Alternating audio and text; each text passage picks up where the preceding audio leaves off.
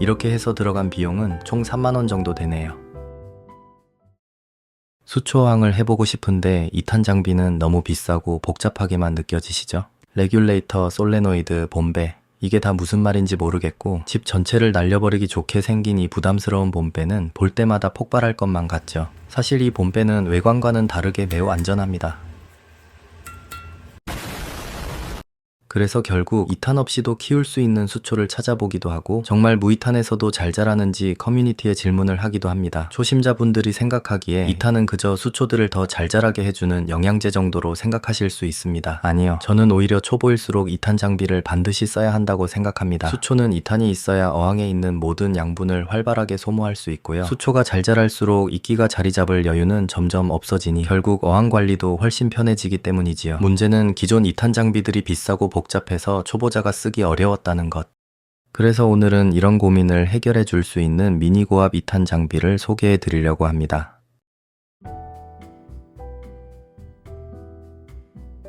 우선 이 제품은 알리에서 구매했고요. 여러분은 두 가지만 기억하시면 됩니다. R104B EU 플러그에 3-8 UNF.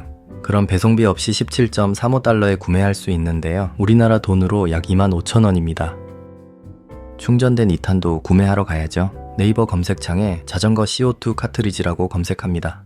자전거용이든 어항용이든 똑같은 100% CO2니까 걱정 마세요.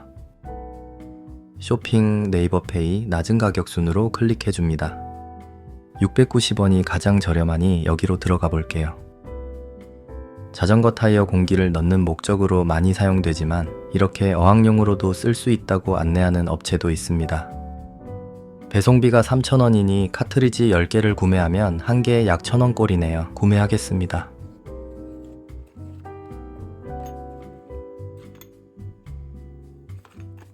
알리에서 주문한 물건도 5일 만에 배송되었네요. 세상 참 좋아졌습니다. 매뉴얼이 포함되어 있는데요. 여러분은 그냥 이 영상을 보고 참고하시면 됩니다. 이건 여분 고무링이니까 잘 챙겨두세요. 박스 안에는 원통형 부품과 본체 그리고 어댑터가 들어있을 겁니다. 국내에서 쓰는 어댑터 모양과 동일하니까 돼지코 없이 바로 사용하실 수 있어요. 이제 원통형 부품을 본체에 결합시켜주면 조립은 끝입니다. 간단하죠? 카트리지를 결합하기 전에 반드시 밸브가 잘 잠겨 있는지 먼저 확인하세요. CO2 카트리지를 압력 게이지가 올라갈 때까지 돌려서 결합시켜줍니다.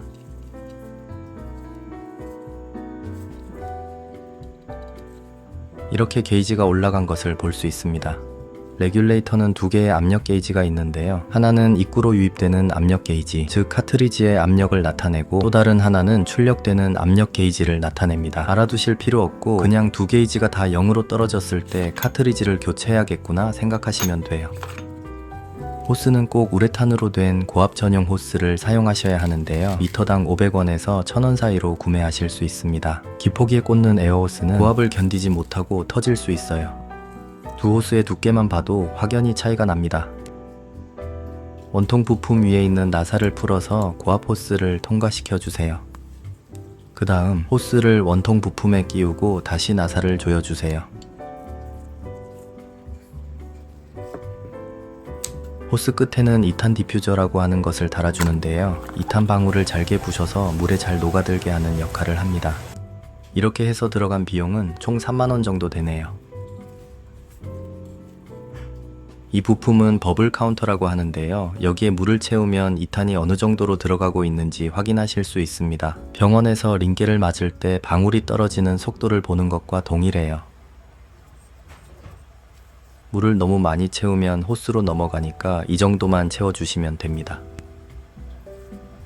거치대는 이렇게 16g 카트리지 전용으로 나오는 제품이 있는데요. 추천드리진 않습니다.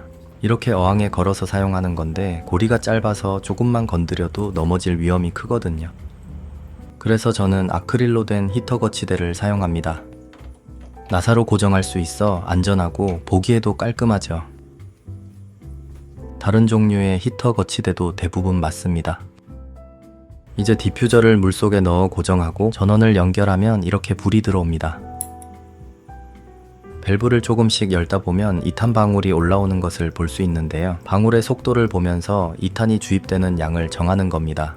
저는 2초에 한 방울 정도의 속도로 하루에 7시간 주입했을 때 2주 정도 사용할 수 있더라고요.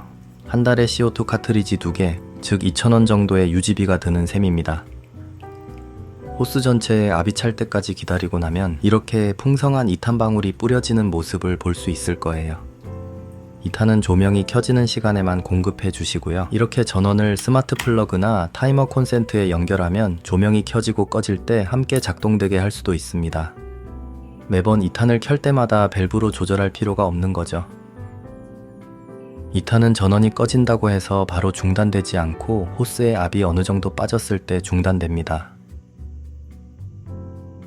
보통 이 솔레노이드라는 부품을 싸구려로 쓰면 발열이 심해서 잘 고장나곤 하는데 이 제품은 장시간 사용해도 괜찮더라고요.